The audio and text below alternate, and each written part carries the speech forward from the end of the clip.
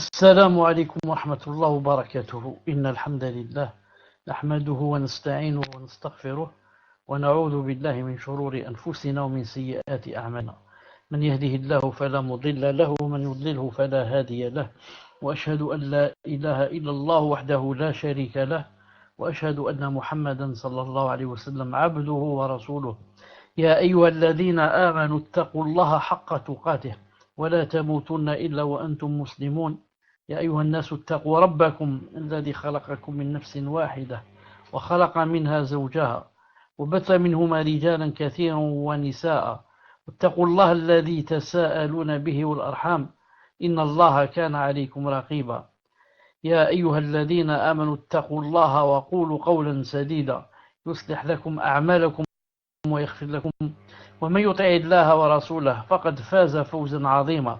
ألا إن أصدق الكلام كلام الله، وخير الهدي هدي محمد عليه الصلاة والسلام، وشر الأمور محدثاتها، وكل محدثة بدعة، وكل بدعة ضلالة، وكل ضلالة في النار. حياكم الله en cette soirée du lundi 26 Jumada al-Oula 1439 de l'Hégire, correspondant au 12 février 2018. Donc c'est le cours numéro 15 du livre de Cheikh Ibn Uthaymin, Sharh Aqidati Ahli Sunnati wal Jama'a.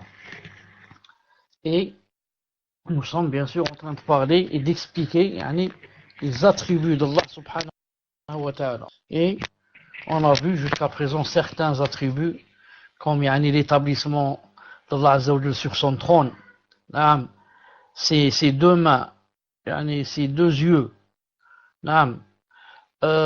Qu'est-ce qu'on a vu encore? On a vu la parole d'Allah subhanahu wa ta'ala qui parlait, qu'il avait les plus bons noms. Aujourd'hui, Inch'Allah ta'ala, on va, Cheikh va montrer avec les dalil, le dogme de Al-Sunnah wal Jama'a par rapport à la vision d'Allah subhanahu wa ta'ala, et que les croyants, verront Allah Azza wa Jalla, le jour de la résurrection, et quand ils seront au paradis. Donc il a dit la croyance d'Allah, la croyance qu'Allah le Très-Haut ne peut être bas monde. On va voir pourquoi. Et que les croyants verront leur Seigneur le jour de la résurrection. Le jour de la résurrection. Il a dit nu'minu bi anna Allah tabaraka wa ta'ala. Il a cité le verset لا تدركه الأبصار وهو يدرك الأبصار وهو السميع البصير وهو السميع العليم عفوا. Nous croyons qu'Allah le Très-Haut, ensuite le verset, que les regards, c'est-à-dire la traduction, que les regards ne peuvent l'atteindre, cependant qu'il saisit tous les regards, et il est le doux, le parfaitement connaisseur. طيب. Donc ونؤمن بأن المؤمنين يرون ربهم يوم القيامة. ونؤمن بأن المؤمنين يرون ربهم يوم القيامة. Ensuite le verset وجوه يومئذ ناظرة إلى ربها ناظرة. وجوه يومئذ ناظرة إلى ربها ناظرة. C'est-à-dire, nous croyons que les croyants verront leur Seigneur le jour de la résurrection. Ensuite le verset, ce jour-là, il y aura des visages resplendissants. Ensuite l'autre verset qui le suit, qui regarderont leur Seigneur. Qui regarderont leur Seigneur. Donc Cheikh Ibn Uthaymin rahimahullah ta'ala a commencé en disant, il a dit, on va voir là où on va commencer.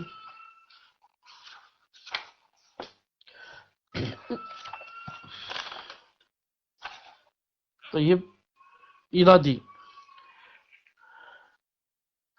une seconde.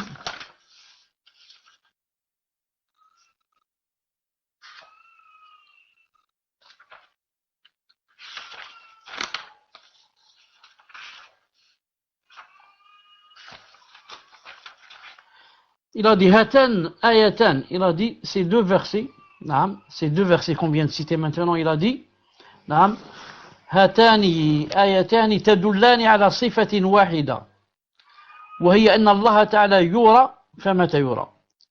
Il a dit les deux versets qu'on vient de citer, Naam, affirment yani, le même attribut. Naam, affirment le même attribut que, c'est-à-dire, à savoir que Allah Azza wa Jal yani, sera vu, أن Allah Ta'ala yura, que Allah Subhanahu wa Ta'ala sera vu. Il a dit فمتى يرى, mais quand est-ce qu'il sera vu, quand est-ce que أيرى في الدنيا أم في الآخرة, parce que Allah Azza wa Jal yani, on le verra dans ce bas monde ou bien on le verra dans l'au-delà. أما في الدنيا فلا يرى يقظة أبدا. Quant à dans ce bas monde, jamais ou grand jamais Allah Ta'ala ne sera vu yani, comme ça, yaqadatan, c'est-à-dire en étant éveillé. Nous en étant éveillés, comme ça, il a dit jamais, au grand jamais, que Allah Azza wa Jal yani, sera vu. On va voir pourquoi il a dit éveillé. On va voir pourquoi. لأن بني آدم لا يحتملون النظر إلى الله عز وجل. Car les êtres humains ne peuvent supporter yani, le fait de regarder Allah subhanahu wa ta'ala et de le voir. C'est-à-dire ils ne peuvent le supporter. Pourquoi? لأن أبدانهم ضعيفة لا تحتمل. Parce que leurs corps sont faibles et ils ne peuvent supporter. Leurs corps sont faibles et ils ne peuvent supporter. J'ai dit une fois, si vous vous rappelez, que une des créatures d'Allah Azza wa Jal qui est le soleil, seulement ce soleil, yani, personne ne peut le regarder comme ça, yani, en restant les yeux fixés sur le soleil pendant 5 minutes par exemple. Il ne pourra pas. Et le soleil, il est combien loin? Des millions de kilomètres, je crois, ou des milliers ou des milliards, je ne sais pas. Là, le soleil qui est créé, une créature. Qu'en est-il celui qui a créé le soleil? Vraiment, quelqu'un peut le regarder avec nos yeux qui sont très faibles et dont leur vue est vraiment limitée. On ne peut pas voir la nuit, on ne peut pas voir très loin, on ne peut pas bien discerner les couleurs et comme ça. Comment ces yeux-là, très faibles comme ça, avec une vue comme ça faible, il va supporter de voir Allah Azza wa Jal? C'est pas possible. C'est pour ça que, comme on va le voir tout à l'heure, quand Allah Ta'ala décide qu'ils peuvent le voir, il va les doter. Il va les doter d'une force, une grande force qui leur permettra de le voir. Il a dit وَلِهَذَا, et c'est pour ça, c'est-à-dire puisque les yeux ne peuvent pas supporter de le voir, c'est وَلِهَذَا قَالَ مُوسَى عَلَيْهِ السَّلَامُ, c'est pour ça que Moussa alayhi salam a dit Rabbi, arini anzur ilayk. Rabbi, arini anzur ilayk. Rabbi, al-A'raf. ولما جاء موسى لميقاتنا وكلمه ربه قال ربي أرني أنظر إليك. نعم, c'est-à-dire, et lorsque Moussa vint à notre rendez-vous et que son Seigneur lui parlait, il dit, oh mon Seigneur, montre-toi à moi pour que je te voie. Naam. Quand quelqu'un aime quelqu'un, naam, donc ça lui donne une grande joie qu'il parle avec lui. Naam. Moi, si j'aime mon père, par exemple, surtout si l'étape sont là, ensuite l'occasion vient pour que je parle avec lui, ça me donne une grande joie, Mais plus grande encore la joie serait si je le vois. Ça fait longtemps que je ne l'ai pas vu. Je parle de mon père. Qu'en est-il maintenant si je n'ai jamais vu mon père ou ma mère? Jamais de la vie. Et maintenant je leur parle par téléphone, peut-être pour la première fois. Ensuite, qu'est-ce que je dois ressentir par rapport à le fait de vouloir les voir? Moussa alayhi salam, Allah Ta'ala lui a permis qu'il lui parle. Il a entendu comme ça en train de parler, subhanallah al-azim. Donc, il a senti dans son cœur maintenant qu'il voulait le voir.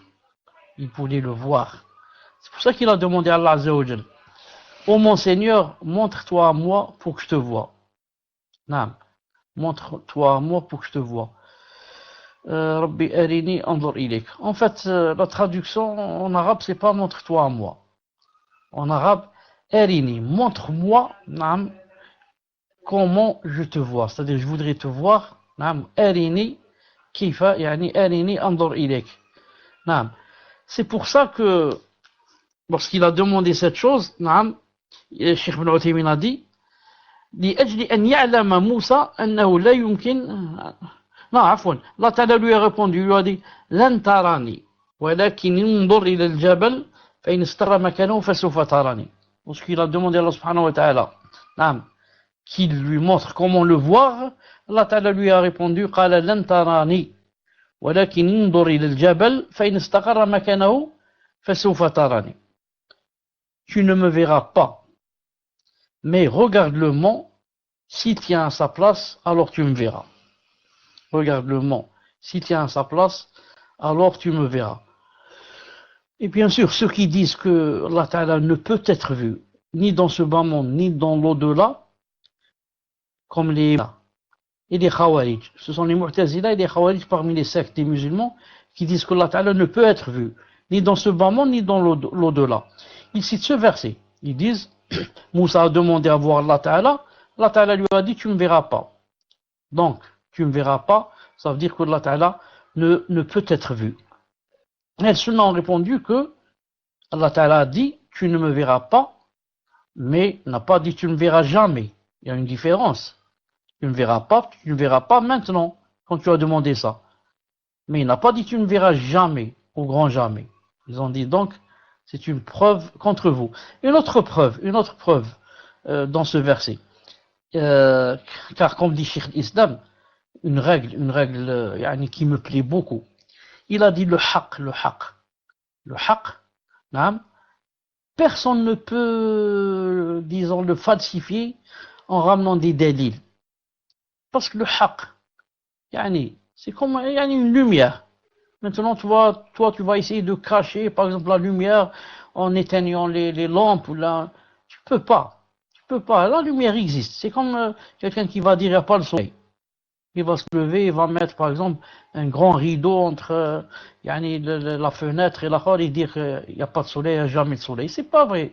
La lumière, tu ne peux pas la cacher. Et le dalil, qui est haqq, qui est vérité. Si toi, tu ramènes un autre dalil, entre parenthèses, qui est faux, pour essayer de faire tomber le dalil de haqq, tu ne pourras pas. Et le dalil que tu as cité, si ce dalil tombe entre les mains d'un savant, ce dalil va se renverser contre toi. Toujours. Cheikh Ibn Taymiyyah dit comme ça. Cheikh l'Islam, il dit dans chaque dalil qui est faux, si tu as du ilm, tu peux le retourner contre celui qui l'a cité. Pourquoi? Parce que c'est un faux dalil.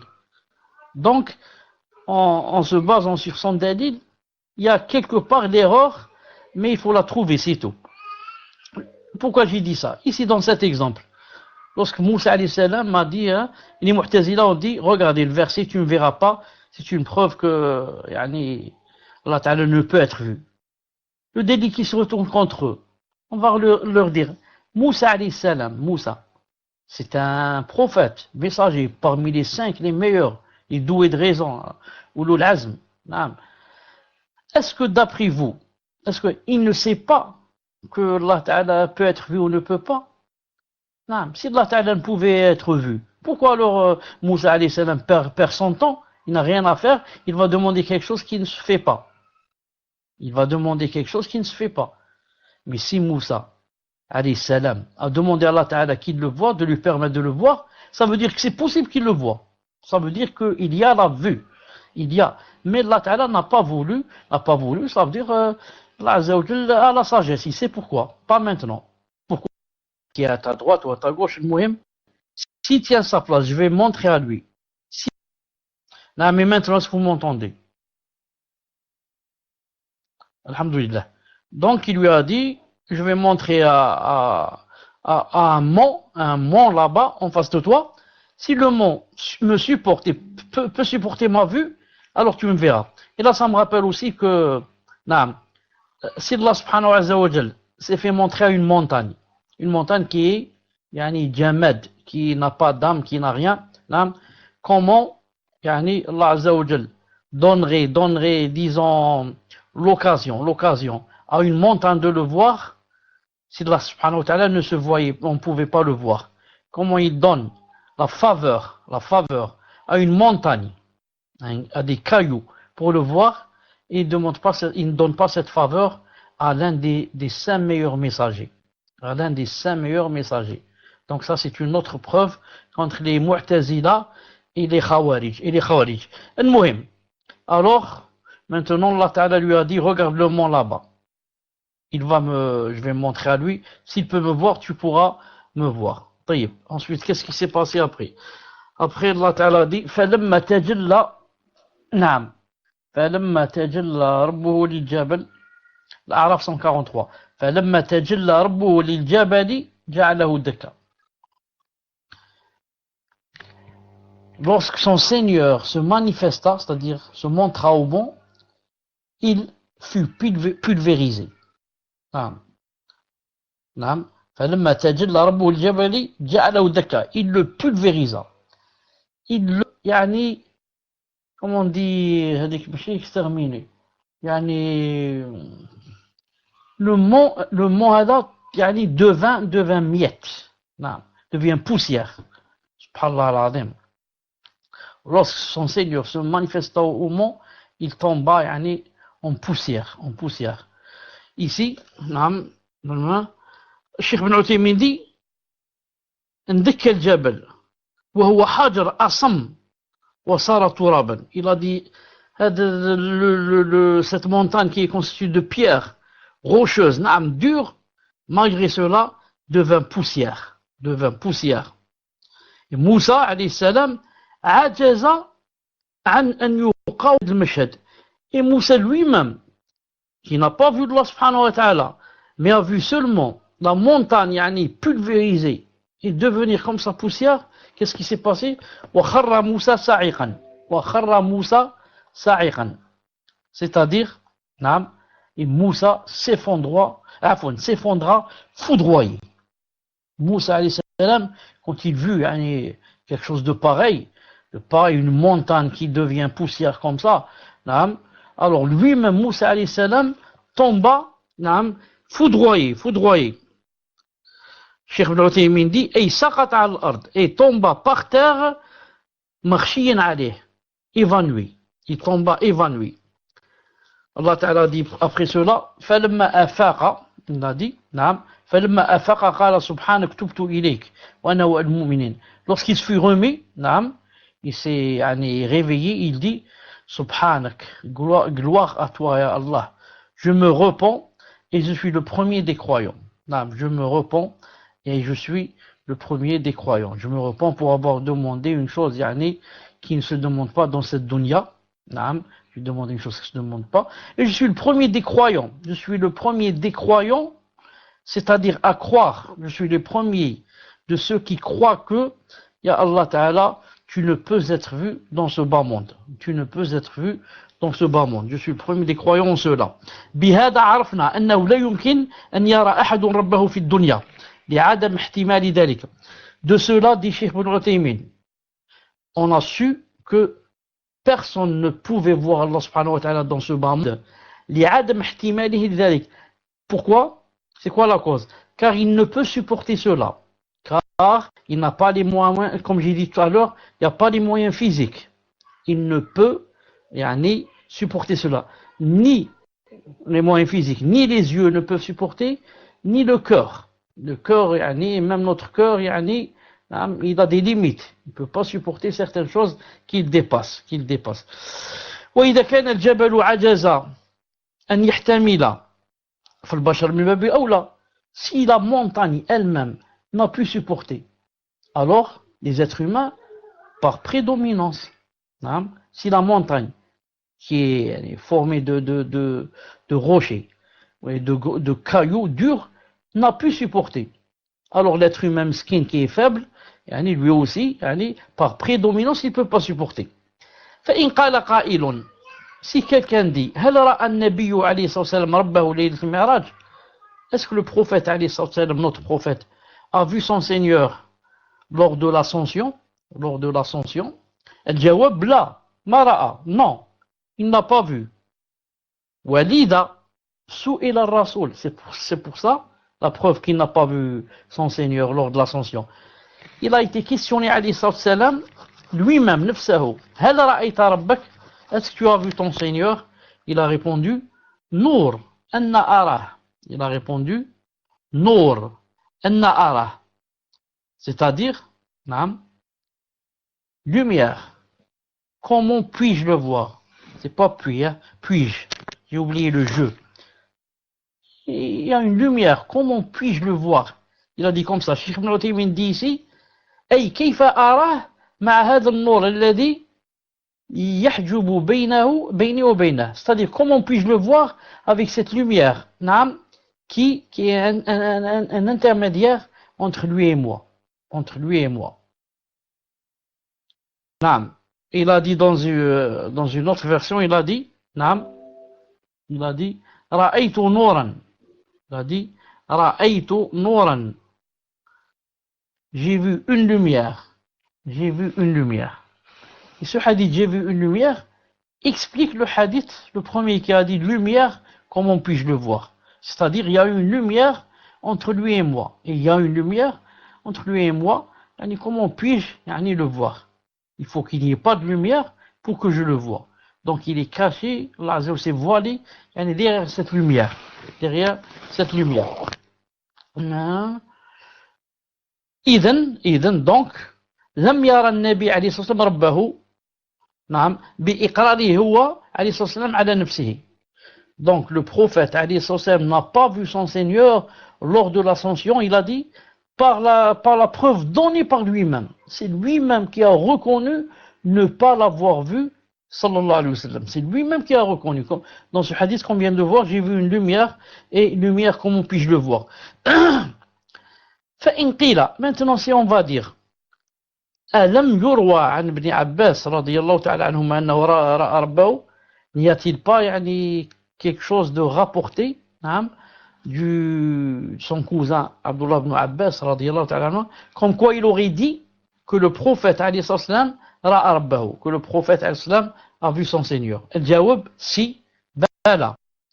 Si, Abdullah ibn Abbas a dit hein, dans un hadith authentique chez certains, parce que d'autres ont dit il est faible, mais supposons qu'il soit authentique, il a dit que le prophète alayhi salam a vu son Seigneur lors de l'ascension. Donc comment qu'on va dire?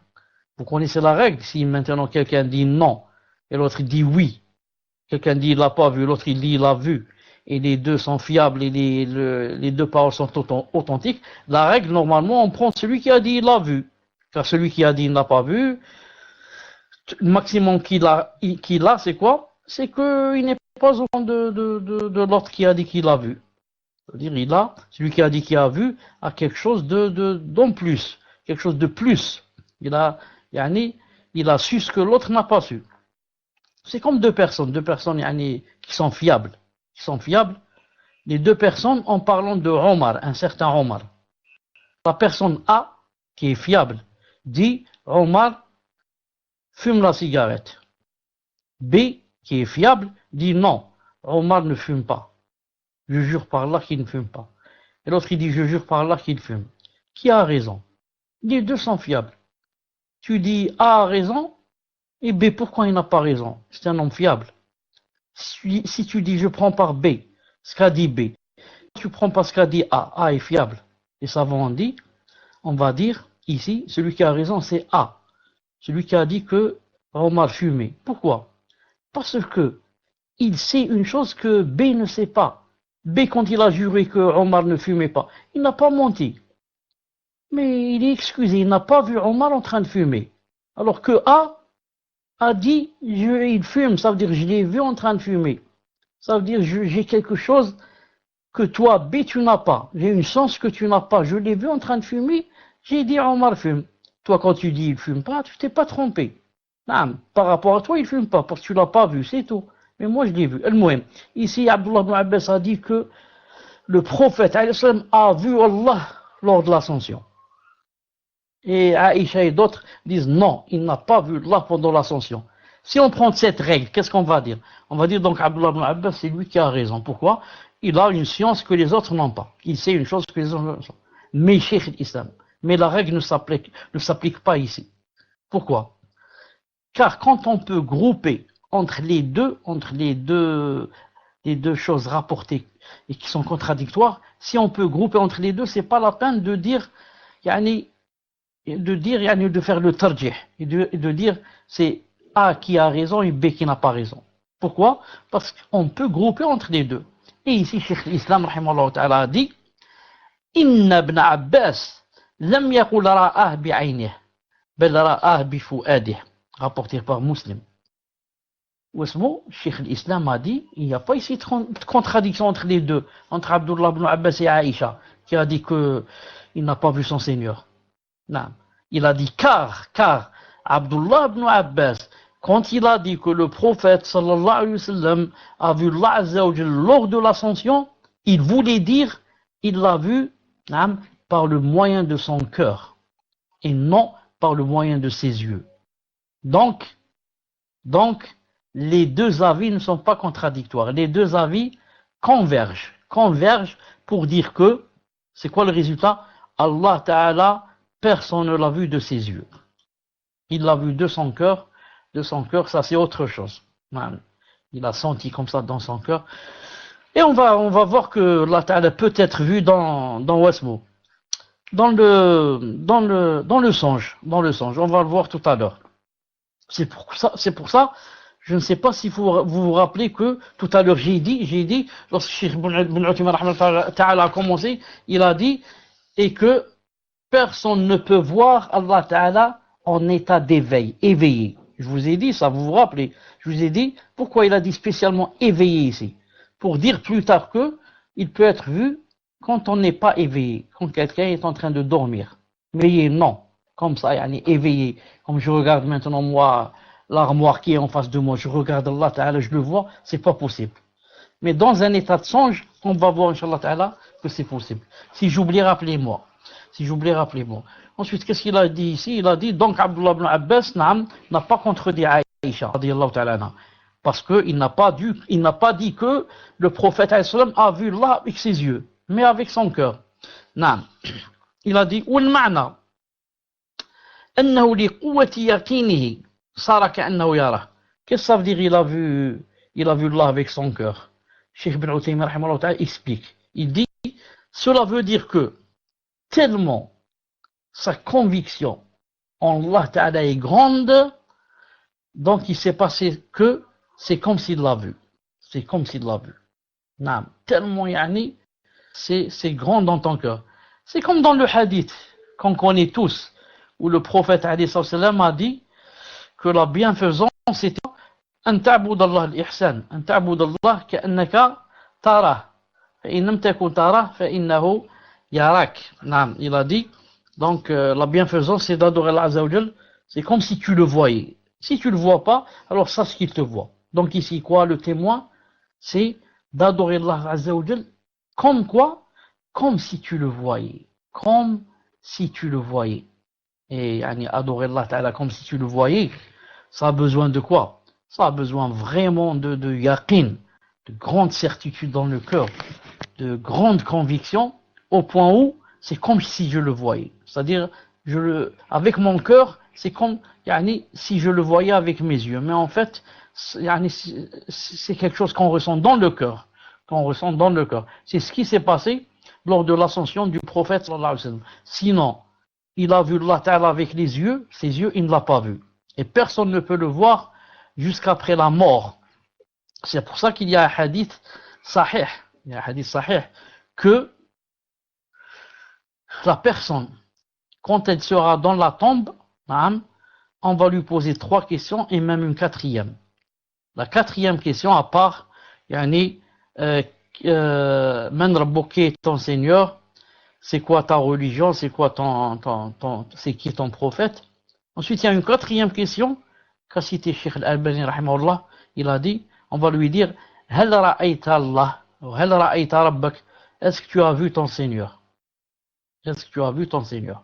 Ici, le prophète a dit, et sachez que personne ne verra Allah jusqu'à ce qu'il meure. Ou plutôt, il a dit, apprenez, et apprenez que personne ne verra Allah jusqu'à ce qu'il meure. Impossible. Un messager ne peut pas le voir. Alors, qu'en est-il des soufis et des égarés qui disent que certains de nos gourous ont vu Allah Azza wa Jal comme ça en état d'éveil. Ils n'ont vu qu'un shaitan. Ils n'ont vu qu'un shaitan qui a joué avec leur aqidah. Sinon, s'ils savaient le hadith que personne, apprenez que personne ne peut voir Allah Ta'ala jusqu'à ce qu'il meure. Donc ils vont dire quoi? Ça, ce n'est pas Allah Azza wa Jal, c'est impossible. C'est impossible que ce soit Allah Subhanahu wa Ta'ala. Mais, par contre, Sunnah wal Jama'a disent que Allah Azza wa Jal peut être vu dans le songe. Peut être vu dans le songe. Naam. Et ils se sont basés sur quoi? Salam alaikum. Alhamdulillah. Donc, j'ai dit que Allah Ta'ala, c'est impossible que quelqu'un le voie en état d'éveil et le voit dans cette dunya.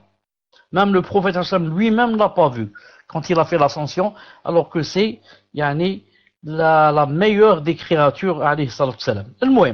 Mais Sunnah wal Jama'a disent qu'Allah Ta'ala peut être vu dans le songe. Dans le songe. Ils ont cité un hadith authentique dans lequel le prophète alayhi salam a dit. Il a dit Ra'aytu Rabbi fi ahsani sura. Il s'est réveillé une fois, il a demandé le wudu et il a commencé comme ça à parler. Barakallahu fik. Donc une fois le prophète alayhi salam s'est réveillé.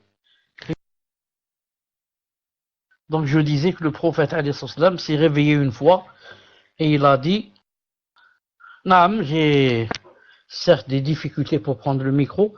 J'espère qu'Inch'Allah Ta'ala maintenant ça va se tenir.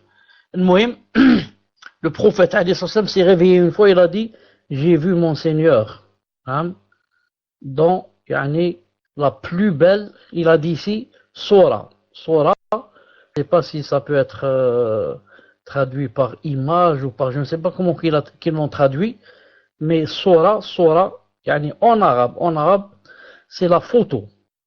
Mais on ne va pas dire ça d'Allah subhanahu wa ta'ala. Mais le hadith a dit que le prophète islam a dit j'ai vu Allah Ta'ala dans le songe. Mais je l'ai vu de la plus belle façon, disons, qui soit. De la plus belle façon qui soit. Mais comme il a dit j'ai vu mon Seigneur, ça veut dire les gens ont compris que il l'a vu dans le songe. Parce qu'il venait de se réveiller, il a dit ça. Il venait de se réveiller, il a dit ça. Donc qu'est-ce qu'il a dit? Il a dit j'ai vu Allah subhanahu wa ta'ala dans sa... Faqala li ya Muhammad, il m'a dit ya Muhammad, c'est dans le rêve. قلت لبيك يا ربي وسعديك. نعم يا الله سبحانه وتعالى. Il a dit je suis présent entre vos mains. قال هل تدري. Donc Allah Ta'ala lui a dit est-ce que tu sais هل تدري فيما يختصم الملأ الأعلى. Est-ce que tu sais pourquoi les anges sont en train de se disputer?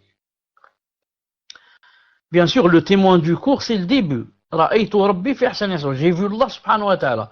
C'est-à-dire dans le songe. Donc, c'est ça le madhab de Al-Sunnah que sont basés sur ce hadith pour dire que Allah Ta'ala se voit dans le songe. Il lui a dit, est-ce que tu sais pourquoi les anges sont en train de se disputer? قلت لا أعلم. Il a dit, je ne sais pas. فوضع, alors Allah Ta'ala a mis, فوضع يده, sa main. Pour ceux qui disent que Allah Ta'ala n'a pas de main, pour les ash'arites et les autres. Donc, allez falsifier ce hadith et allez l'interpréter et dire qu'est-ce que vous allez dire ici, car le hadith a dit qu'Allah Ta'ala, il a dit, فَوَضَعَ يَدَهُ بَيْنَ كَتِفَيْهِ. Il a dit, il a mis sa main entre mes épaules. Qu'est-ce qu'il a mis? Il a mis sa puissance. Il a mis sa ni'ma. Qu'est-ce qu'il a mis entre ses mains, entre ses épaules? Donc, c'est sa main, il n'y a pas autre chose. Donc, vivement le madhab de Sunnah wal Jama'a, très clair. Pas de takalluf. Je ne vais pas interpréter des choses comme ça, très clair. Il a mis sa main entre mes épaules. Il a dit, Hatta wajidtu bardaha. Au point où j'ai trouvé quoi? Sa froideur bayna tadiyay. au point où j'ai trouvé sa froideur entre mes deux seins. Parce que pour l'homme aussi, on dit des seins. Il a dit entre mes deux seins, il a dit, yani, j'ai senti sa froideur. La froideur de quoi? De la main d'Allah subhanahu wa ta'ala. Donc, hein, pour les Ash'arites, est-ce que donc c'est la puissance, est-ce que elle se met entre les épaules de quelqu'un? Elle se pose entre les épaules de quelqu'un et jusqu'à ressentir sa froideur. Est-ce que la puissance a la froideur? Est-ce que la ni'ma peut être froide? Donc, yani, sauf quelqu'un qui est aveugle, qui veut pas, ou alors qui fait l'aveugle, qui veut pas voir, celui-là on peut rien faire pour lui. Donc j'ai senti sa froideur entre mes seins. Wa qala, qu'est-ce qu'il a dit sur qala? Ou qala fi nahri. Dans une autre version, il a dit, yani, là, yani, au plus bas de mon cou. C'est là que j'ai senti la froideur. Fa'alimtu ma fi samawati wa ma fi al-ard. Alors j'ai su ce qu'il y avait ce qu'il y avait dans les cieux et dans la terre. Dans une autre version, ou bien qal ma bin al-mashriq wal maghrib, ou bien j'ai su ce qu'il y a entre, yani, le levant et entre le couchant. Entre le mashriq et entre le maghrib. Ça c'est quand? C'est quand Allah Ta'ala a mis sa main entre ses épaules. قال يا محمد هل تدري يا محمد تدري فيما يختصم الملأ الأعلى قلت. Il lui a reposé la question. Est-ce que tu sais pourquoi les anges se disputent? قلت نعم. J'ai répondu oui. Maintenant je sais. نعم. Pourquoi? Parce que la réponse est venue à cause de yani, que Allah Ta'ala a main entre ses épaules. Alayhi salam. Il a dit donc قلت نعم في الدرجات نعم الكفارات والكفارات نعم. Donc ils sont en train de se disputer à cause des disons des hauts statuts, darajat ou kafarat, et les choses qui expient yani, les dhunub et les péchés. Ensuite il a commencé à expliquer. Il a dit le kafarat, le kafarat c'est quoi? Une seconde.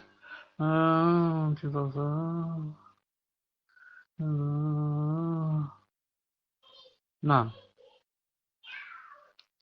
Donc dans ce hadith, peut-être quand je l'ai copié-collé, peut-être il y a eu un petit mélange, mais dans le hadith authentique, quand il lui a dit comme ça, il a commencé à expliquer c'est quoi darajat et c'est quoi le kafarat et c'est quoi le kafarat, comment on atteint au statut et comment on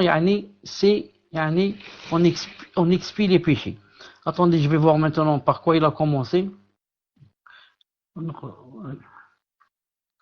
Salat. Donc, طيب, le kafarat. Maintenant, il va commencer. Qu'est-ce qui expie les péchés? Il a dit نقل الأقدام إلى الجماعات. Le fait d'aller à pied, il a dit aqdam, pour aller prier en groupe. Il y a trois choses qui expient les péchés. Donc ça c'est par rapport aux hommes. Donc ceux qui vont à pied pour prier en groupe, c'est-à-dire aller aux mosquées. Ensuite, la deuxième chose c'est pour hommes et femmes. C'est quoi qui expie les péchés? Isbagh al-wudu ala al-sabilat, fi riwaya ala al-karihat, fi riwaya ala al-makarih. Faire l'wudu, faire les ablutions,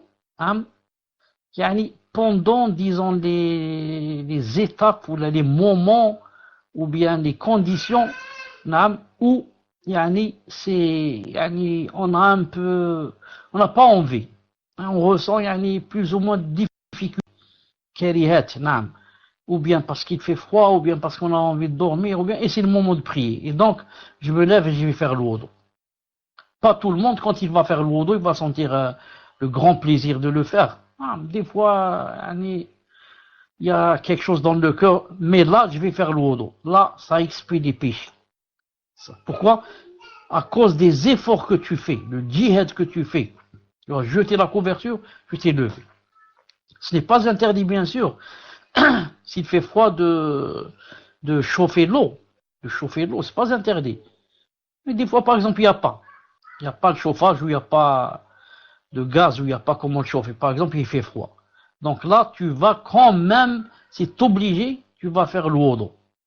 Donc tu le fais à al-karihat, à al-makarih. Alors que dans ton cœur, ton cœur fuit de cela. Mais tu le fais quand même. Là, ça expie quoi? Les dounoubs. Bien sûr, maintenant, s'il fait un froid intense, au point où je ne peux pas faire le wudu avec l'eau froide, dans ce cas, bien sûr, c'est permis de faire le tayammum. Je parle, en général, quand il ne fait pas très froid. Sinon, si quelqu'un est en Sibérie, ou bien l'eau, si jamais il va utiliser l'eau, il va se glacer lui, ou bien il va tomber malade, non, il passe au tayammum. Mais je parle comme ça en général, quand il fait 5, 6, 7, comme ça, pas vraiment très froid, il n'y a pas de moyen, donc je dois faire le wudu. Ça, c'est la première des choses qui expie les péchés. La deuxième des choses, la première, c'est d'aller à pied au quoi? Au mosquée, jama'at. La deuxième, c'est le wudu, alors que, on ressent comme ça des choses dans le cœur, kara chouya. La troisième, وانتظار الصلاة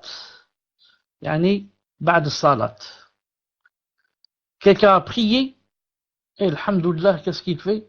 Il reste encore à attendre l'autre prière qui va venir. Ça s'applique pour quelqu'un qui est par exemple dans la mosquée, qui a prié par exemple Salat al-Maghrib, et qui dit je reste ici jusqu'à Salat al-Isha.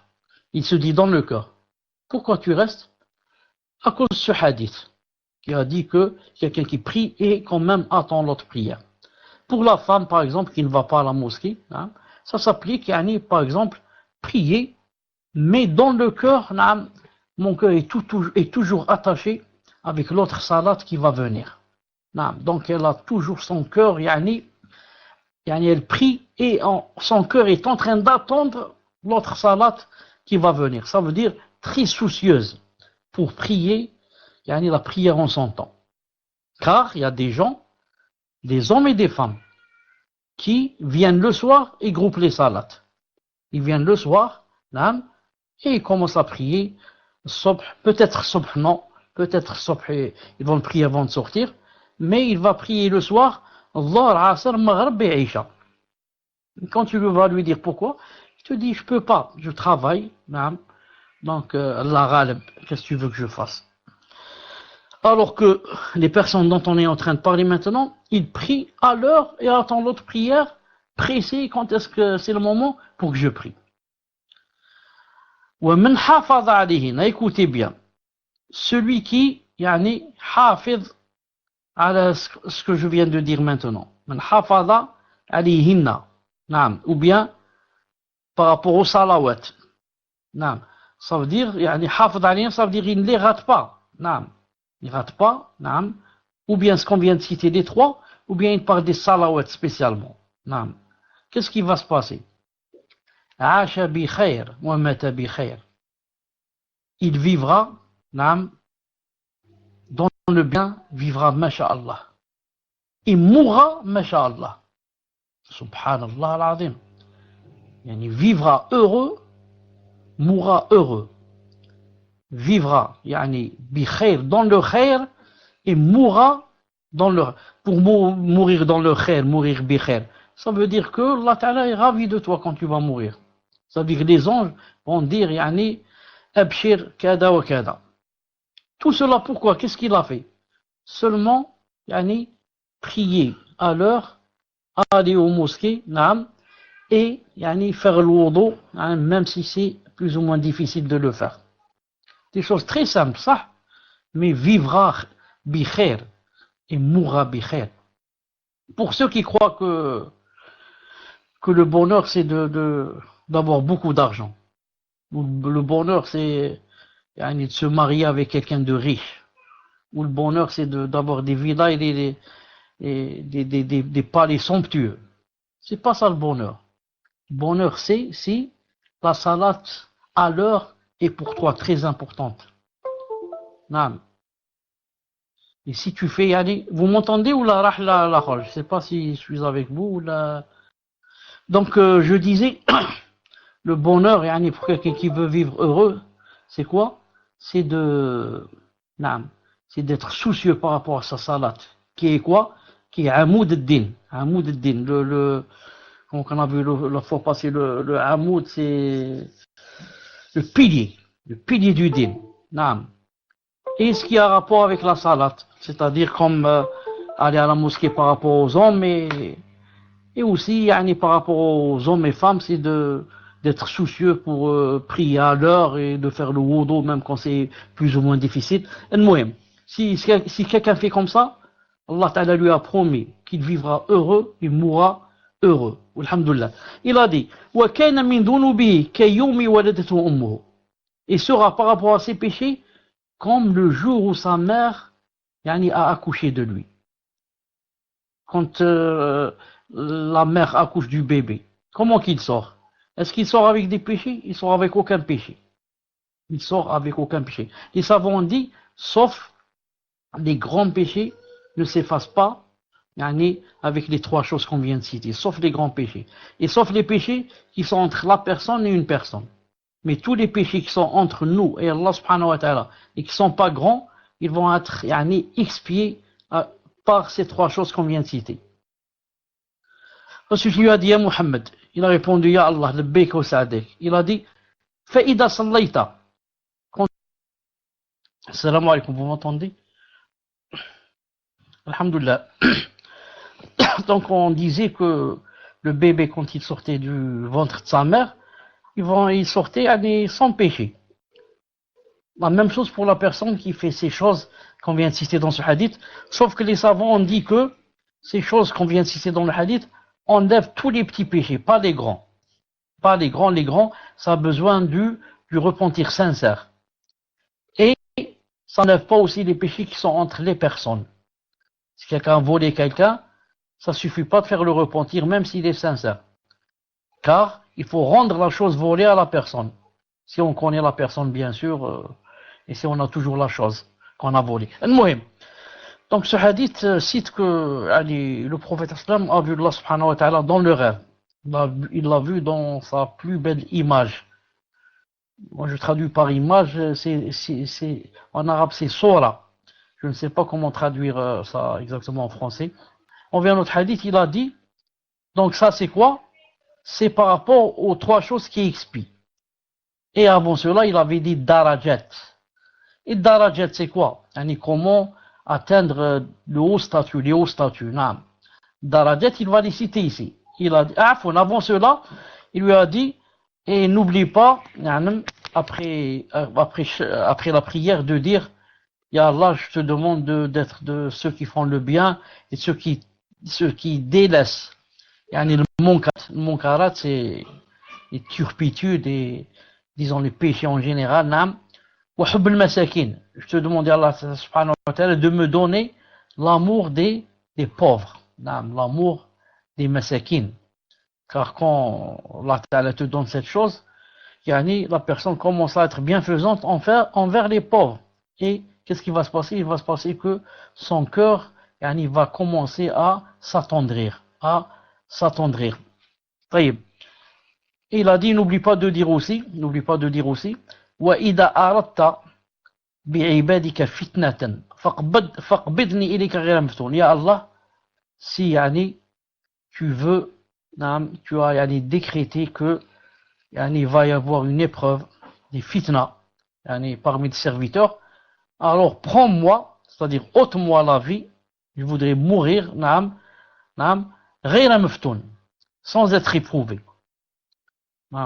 C'est-à-dire avant que l'épreuve n'arrive. Car des fois, la personne est masha'Allah, ensuite il y a une épreuve qui va arriver, il peut devenir kafir ou l'iyadubda. Il peut arrêter la salat, il peut insulter Allah, il peut insulter l'islam. Allahu a'lam, ce qui peut arriver dans les épreuves. Il y a épreuve et épreuve, que Allah Ta'ala nous préserve. Il a dit, Allah Ta'ala, s'il y a des épreuves qui sont difficiles ou qui ne sont pas bien pour moi ou là, je voudrais que tu ôtes ma vie avant cela. Donc tout ça, c'est quoi? Ça rentre dans les expiations. Maintenant reste darajat. Il a dit, alors que les darajat, c'est quoi? Ce qui élève pour avoir les hauts statuts, il a dit, ifsha ou salam. Le fait de dire salam alaikum quand on rencontre les gens, salam alaikum. Ifsha salam, ce n'est pas dire salam. Il y a une différence. Ifsha salam, c'est plus que dire salam. C'est yani, c'est faire de sorte que ça soit yani, beaucoup. Beaucoup. Ifsha salam. Ce n'est pas seulement yani, dire salam. Ifsha salam, c'est yani, le dire beaucoup. Le dire beaucoup. Je sais pas s'il y a propager. Voilà, propager salam. Barakallahu fik. Ifsha salam. Yani, le dire aux grands, aux petits, aux pauvres, aux riches, dans la rue, là où je suis. Dès que je vois quelqu'un, salam alaikum, salam, ifsha salam. Non. Ça donne les hauts statuts. La deuxième chose, it'am ta'am. Non. Faire nourrir yani, les pauvres. Faire nourrir les gens. Des fois, même si c'est pas un pauvre, ma'alish. Un ami, par exemple, je l'invite à manger dans la niya que c'est fissabillah. Même un riche, quand on l'invite à manger, ça lui fait plaisir, n'est-ce pas? C'est pas seulement le pauvre qui ça lui fait plaisir. Mais le pauvre, on n'a plus besoin, bien sûr. C'est pour ça que des fois, il y a des choses qui sont étonnantes. Si vous avez remarqué, est-ce que vous avez remarqué que les riches invitent toujours les riches? Et c'est rare qu'ils invitent, quelqu'un de pauvre, normalement. Non, j'ai dit que c'était pas interdit d'inviter le riche pour une walima. Mais, en premier lieu, j'invite aussi le pauvre. C'est pour ça que le prophète islam a dit, c'est le walima. Il a dit qu'il n'y a pas plus mauvaise walima que la walima où on invite le riche, on n'invite pas le pauvre. La walima, c'est fait d'abord pour le pauvre, avant le riche. Al-Muhim. Donc, it'am ou ta'am. Faire nourrir les gens. Il y a comme, parmi les salafs, c'était très connu ça, le fait d'inviter les gens à manger. Le Cheikh Ibn Baz, rahimahullah ta'ala, il est mort maintenant, qu'Allah ta'ala accepte de lui ce qu'il a fait. Parmi les choses qu'il a faites, qu'on a entendues, sinon les choses qu'on n'a pas entendues sont plus nombreuses. Qu'est-ce qu'il a fait? Pendant toute sa vie, ou disons peut-être depuis qu'il a commencé à travailler, comme avoir la fonction de mufti. Il n'a jamais arrêté, même pas un seul jour, de nourrir les pauvres, de nourrir les gens en général. Dans sa maison, il a comme un salon comme ça, spécialement pour les invités. Chaque jour, 7 jours sur 7 par semaine, pendant des années jusqu'à ce qu'il soit mort. Tu vas chez lui, tu trouves le salon ouvert, et celui qui travaille là-bas, celui qui fait manger, celui qui s'en occupe, il te donne, même si Cheikh Ben Baz rahimahullah est absent. Il n'est pas là, il est en voyage, il est malade, il est chez sa tante. Al-Muhim, dans la maison, tu vas, tu manges, tu bois et tu te lèves. Pendant des années jusqu'à ce qu'il soit mort. 20 ou 30 ans ou 40 ans, il a fait ça. Subhanallah al-Azim. Chaque jour. Imaginez donc combien qu'il a fait manger de gens. Imaginez combien de repas il a donné fils à billah. Nous, si on fait ça une fois par an, ça nous paraît masha'Allah. Masha'Allah. L'année passée, j'ai invité 3 personnes chez moi. Et encore, pendant le Ramadan, j'ai invité une famille, 3 ou 4 personnes, ils ont mangé chez moi. Allah ibarak, je serai parmi les véridiques yawm al-qiyamah. Je viendrai avec les prophètes. J'ai fait quelque chose de vraiment que peu de gens font. Alors que si on se compare à ce que font les savants et ce que font les salafs, on n'est rien. Al-Muhim, on termine le hadith. Qu'est-ce qu'il a dit à la fin? Et la troisième, c'est quoi? La première qui donne les hauts statuts. Propager le salam. La deuxième, it'am ta'am. Que beaucoup d'entre nous ne font pas. Et la troisième, was-salatu bil-layl, as-salatu bil-layl wan-nasu niyam. La prière la nuit alors que les gens sont en train de dormir. La prière la nuit alors que les gens sont en train de dormir. Les salafs, subhanallah al-azim, même quand ils se levaient la nuit, si c'était possible, ils le faisaient en cachette. Même étant mariés, ce n'est pas obligé que je dise à ma femme que je vais prier la nuit. prépare-moi, lève-toi pour me chauffer de l'eau, là, je ne sais pas quoi, où est le tapis pour qu'elle sache que je me suis levé pour prier. Ah, c'est pas obligé. Je me lève même si elle ne sait pas. Et je reviens à ma place et elle ne sait pas. Et le matin, elle se lève normal, et je me lève normal, et elle ne sait pas que je me suis levé et j'ai prié la nuit. Et le contraire peut-être est valable. Elle se lève sans que je sache. C'est bien, il y a un hadith authentique, c'est bien si la personne se lève mariée et sait que le conjoint aime prier, aime qu'on le réveille. Alors, on le réveille, comme on a dit dans le hadith, il a dit même s'il ne veut pas se lever, je lui mets un peu d'eau. Mais ça, c'est dans le cas où je sais que le conjoint aime qu'on le réveille. Ce n'est pas dans le cas où si je le réveille, il va me frapper ou m'insulter. Ouais. C'est pour ça que je me rappelle toujours que yani, j'ai été la cause de quelqu'un, je l'ai marié avec une sœur qui avait en 80 et quelques, 85 ou 86, qui avait une licence en charia. J'ai vu un frère, il était comme ça, moyen, il me dit, marie-moi, aide-moi, aide-moi, aide-moi. Je lui ai dit, je connais une sœur, ensuite elle est masha'Allah physiquement. Elle a une licence charia. Ah, il m'a dit, je vais pas trouver mieux que ça, Allah il barak. Il a commencé à se coller à moi jusqu'à ce que je l'ai marié. Ah, et alhamdoulilah, il s'est marié avec elle. Ensuite, yani, il n'a rien fait pour travailler sa foi, il restait toujours comme ça, moyen, moyen. Et il a commencé à régresser. À régresser. Au point où un jour, Naam, j'ai même oublié comment ça s'est passé, Naam. Quand elle veut le réveiller pour prier la nuit, il lui dit non, non. Moi je me lève pas, moi je suis Pharaon. Moi je suis Pharaon. Moi je me lève pas. Naam. C'est toi qui te lèves. Va prier, laisse-moi tranquille. Moi je suis Pharaon. La ilaha illallah, Allah al-Musta'an. À ce point. Ton épouse veut te lever pour yani, te faciliter l'accès du paradis, être la cause. Tu dis non, je suis Pharaon. Dis, je suis fatigué. Dis, pas aujourd'hui. Dis, excuse-moi, j'ai sommeil, je peux pas me lever. Mais ne dis pas des choses pareilles. Tu te fais ressembler au Pharaon. Pharaon, c'est l'ennemi d'Allah subhanahu wa ta'ala. Pharaon, il est kafir.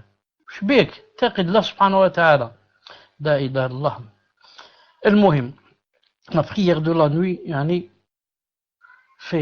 ça fait vraiment monter dans les hauts statuts que Allah subhanahu wa ta'ala nous aide à faire au moins yani, certaines choses qu'on vient de citer aujourd'hui et de le faire même si c'est de temps en temps, pas comme les salafs yani, chaque fois, mais allez, de temps en temps. Comme quelqu'un a raconté, il a dit une fois j'ai voyagé avec Sheikh Ben Baz, on a voyagé, il a dit, je ne sais pas, presque toute la nuit, ou la femme, ensuite vers 2 heures du matin, on a dit, là, on est fatigué, on s'arrête, on voit en voiture, il a dit, on s'arrête pour dormir un peu, manger quelque chose et dormir. Ils se sont arrêtés, ont mangé quelque chose, je ne sais pas quoi, ils se sont endormis. La personne raconte, il a dit juste, je voulais dormir, juste le sommeil commençait à venir, il a dit, j'ai vu comme ça, comme une ombre, comme ça, dans la nuit, j'ai dit, c'est quoi ça? J'ai bien ouvert les yeux pour voir. Il a dit, c'est Cheikh Ben Baz, rahimahullah, en train de prier. Allahu Akbar. Donc, très fatigué, voyage, tu as, Osma, tu as yani, la permission de raccourcir la salade, tu as la permission de grouper la salade, tu as la permission, si tu veux, ne pas prier yani, la nuit. En train de prier la nuit avec toute cette fatigue. La ilaha illallah, Muhammad Rasulullah, les salaf, yani, c'était vraiment, pour la prière de la nuit, c'était vraiment quelque chose de très important pour eux. Ensuite, nous, on va dire pourquoi on a la foi faible, pourquoi? Bien sûr, on a la foi faible. Qu'est-ce qu'on fait? Est-ce qu'on fait des choses pour Allah Ta'ala? On fait rien. Ni le jeûne surrogatoire, ni la prière surrogatoire, ni la prière de la nuit, ni ni on invite les gens à manger, ni on donne de l'argent fisabilillah, ni. Ensuite, on dit pourquoi on a la foi faible. On a la foi faible, il restera faible, et plein de pays comme ça. Qu'Allah Ta'ala nous réforme. Donc ça suffit pour aujourd'hui, il reste encore 1 ou 2 cours pour terminer ça, pour terminer ce cours, qui est la vision de Allah subhanahu wa ta'ala. Je dis donc subhanakallahumma wa bihamdik, ashhadu an la ilaha illa anta astaghfiruka wa atubu ilayk. On se rend compte quand vous serez pris, Inch'Allah Ta'ala, pour les questions-réponses. Salam alaikum wa rahmatullah. Entendez. Alhamdulillah.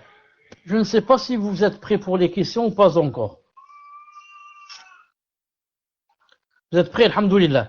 Donc tu vas poser la première question. Ensuite, la deuxième question sera par rapport à la fameuse question qui a été raccourcie. Et dont la personne dit que quand on vous l'avait raccourcie, elle est sortie du contexte. Voilà du mail. On va la laisser pour la deuxième question, Inch'Allah. Tfadal pour la première. Barakallahu fiik wa jazakallahu khayran ya Cheikh. Bismillahir rahmanir rahim. Wa salatu wa salam ala nabina Muhammad sallallahu alayhi wa sallam. Donc nous allons commencer par la première question d'un frère. Qu'Allah vous récompense, ya Cheikh, pour vos doros ainsi que tous les admins. Parmi les choses qui expient les péchés, vous avez cité le fait de se rendre à pied à la mosquée, faire ses ablutions lorsque c'est pénible. Les épreuves telles que la maladie ne sont-elles pas également expiatrices? Comme il est dit dans le hadith, d'après Abu Huraira radiallahu anhu, le prophète sallallahu alayhi wa sallam a dit: la maladie du croyant est une expiation de ses péchés. Tafaddal ya Cheikh, wa jazakallahu khayran. Wa alaykum salam wa rahmatullahi wa barakatuhu. Vous m'entendez? Alhamdulillah. Donc je vais dire à celui qui a posé cette question que ce qu'il a dit ici est vrai. Les maladies, il a dit alayhi salam dans un hadith authentique, même l'épine, quand elle nous pique, ça expie les péchés. Il y a beaucoup d'autres choses qui expient les péchés. Beaucoup d'autres. Comme les malheurs, comme les maladies, comme quand on sera dans la tombe aussi, les choses qui font peur. Tout ça, même les fitna dans les familles, tout ça, ça expie les péchés. Mais ici,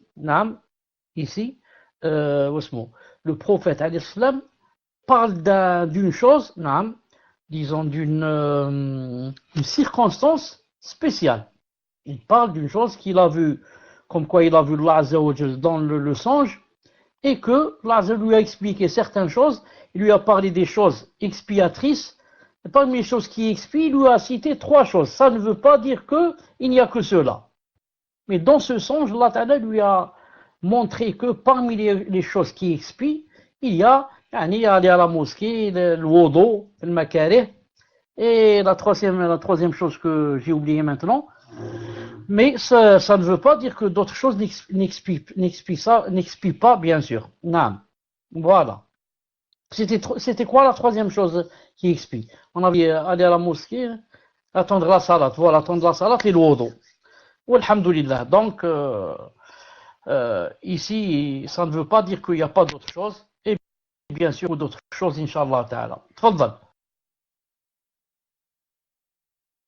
Jazakallahu khayran ya Cheikh. Donc nous allons passer à la deuxième question, mais je ne l'ai pas cette question ya Cheikh. Cette question qui avait été raccourcie et qui avait eu l'accord de la personne qui avait posé. Mais bon frère, Inch'Allah. Tfaddal ya Cheikh, je pense que c'est vous qui l'avez. Ça, c'est moi qui dis. Et ensuite, quand la personne a écrit ici que... Comment répondre à une personne qui dit que c'est pas Allah qui aide, mais ce sont les gens par leur volonté. Ça. Habib a écrit question mail. Maintenant, quand elle a écrit question mail, ça m'a rappelé une chose. Ça m'a rappelé aussi qu'il y avait un frère ou une sœur, surtout une sœur, qui avait dit que sa maison était mitoyenne à un cimetière de Kuffar, etc.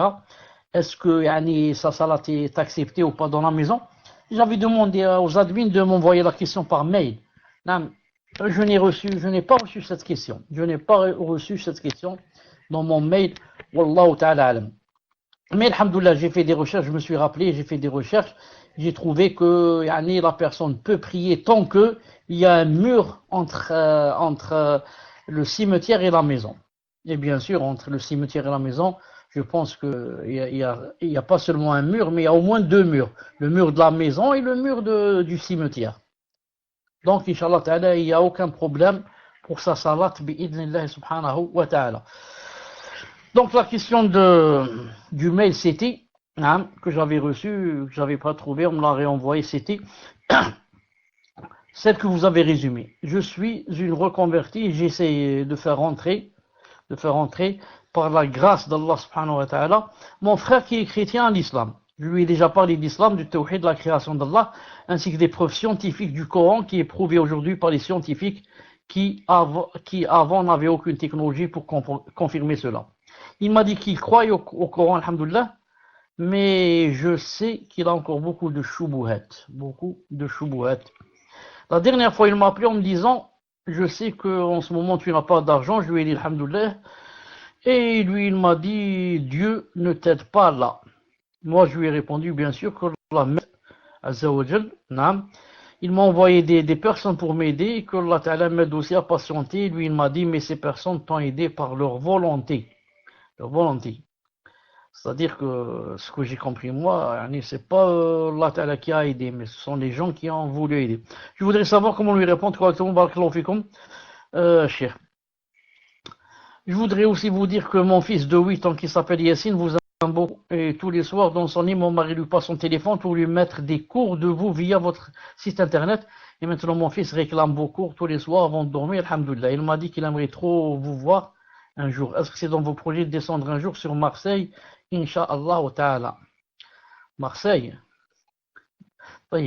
Aussi, je voudrais vous demander si vous pouvez parler en direct sur Paltalk avec mon fils Yassine.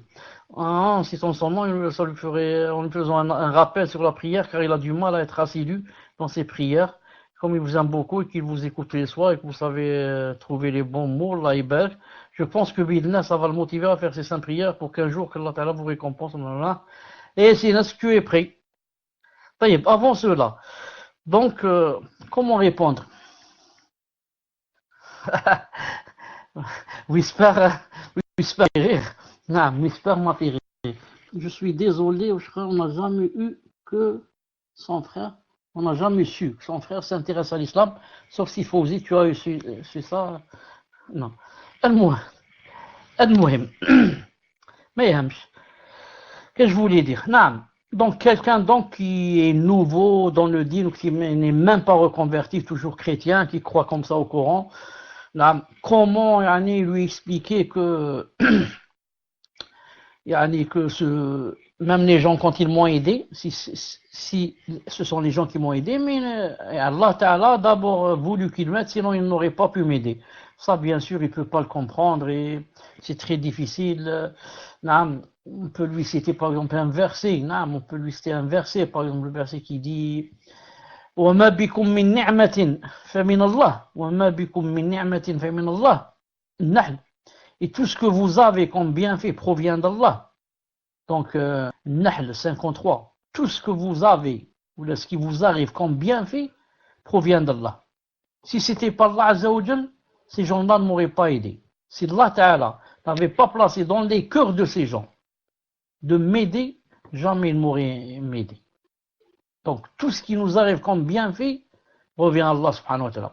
C'est pour ça que, à chaque fois qu'il nous arrive quelque chose de bien, un bienfait, par l'intermédiaire des gens, on doit faire deux choses. La première, remercier Allah Azza wa Jal d'avoir envoyé ces gens-là comme cause. Et la deuxième, de remercier aussi ces gens qui ont été la cause. Mais d'abord, on commence par Allah subhanahu wa ta'ala. Car aucune personne ne peut faire quelque chose si Allah subhanahu wa ta'ala ne laisse pas cette personne faire. Comme il a dit dans le Coran, Takwir 29, وَمَا تَشَاءُونَ إِلَّا أَنْ يَشَاءَ اللَّهُ رَبُّ الْعَالَمِينَ وَمَا تَشَاءُونَ إِلَّا أَنْ يَشَاءَ اللَّهُ رَبُّ الْعَالَمِينَ. Mais vous ne pouvez vouloir que si Allah Ta'ala veut, lui le Seigneur de l'univers. Donc, vous ne pouvez vouloir que si Allah Ta'ala veut. Donc, les gens qui m'ont aidé n'ont pas pu et ne peuvent pas si Allah Azza wa Jal n'avait pas voulu. Car le verset dit, vous ne pouvez vouloir que si Allah Ta'ala veut. Donc si Allah Ta'ala ne veut pas, il ne les aurait pas laissé faire. Donc il faudrait que ce frère-là, son frère, apprenne la Aqidah, et que sa sœur lui dise que voilà, c'est comme ça en islam, aucun atome ne bouge si c'est par la permission d'Allah subhanahu wa ta'ala, et que déjà, si ces gens m'ont aidé, c'est par la grâce d'Allah, c'est lui qui les a, il lui donné des livres, et comme ça, naam. Et même si Allah ta'ala, comme il a dit, il a dit, si Allah ta'ala ne t'a pas aidé, supposons qu'il ne m'ait pas aidé, Non, c'est pas parce qu'il veut pas m'aider. Moi, je mérite pas peut-être qu'il m'aide. Je remplis pas les conditions. Non, moi, non, peut-être il n'est pas ravi de moi, il m'aide pas. Non, peut-être. Hein. Et ensuite, s'il m'aide pas, ça veut pas dire qu'il m'aime pas. Non, il m'aide pas, peut-être qu'il veut m'éprouver. Il n'y a pas les épreuves en islam. C'en est plein. Allah Ta'ala veut m'éprouver quand, yani, je n'ai ni argent ni rien, qu'est-ce que je vais faire? Je vais continuer à l'adorer ou bien dire, oh, c'est Allah subhanahu wa ta'ala, puisque il ne m'aide pas, il ne fait rien pour moi, donc je délaisse sa religion. Là, c'est une grande épreuve. Et comme ça, il lui faut parler, Inch'Allah, de la Aqidah et comme ça, jusqu'à ce que le chemin s'éclaircisse pour lui et lui donner des livres, pas des livres, des livrets. Des livres, quelqu'un ne veut pas en lire beaucoup, c'est volumineux, mais des choses de 15-20 pages comme ça, 30 pages, des choses pour lui expliquer, Inch'Allah Ta'ala. Taïb, est-ce que Yassine est prêt? Est-ce que Yassine est avec nous? Est-ce qu'il est prêt? J'attends, Inch'Allah Ta'ala, 1 minute. Prépare la troisième, ou prépare la question le temps qu'on voit Westmoup. Donne-nous la deuxième question, le temps que on voit s'il est prêt, Inch'Allah Ta'ala. Tfadal. Jazakallahu khairan wa barakallahu fika Cheikh. Cheikh, si vous pouvez ouvrir votre PV, 2 secondes, là, je vous envoie, Inch'Allah, un texte que Fawzi m'a transféré. Donc si vous pouvez m'ouvrir le PV, attendez, je vais vous ouvrir mon PV, ça sera plus simple. Donc comme ça, je vous envoie ce que Fawzi m'a envoyé. Et ensuite, je vais vous préparer, la question suivante. Voilà, je vous ai envoyé ce qu'on avait reçu. Donc je prépare le temps que vous lisez la question suivante, Inch'Allah.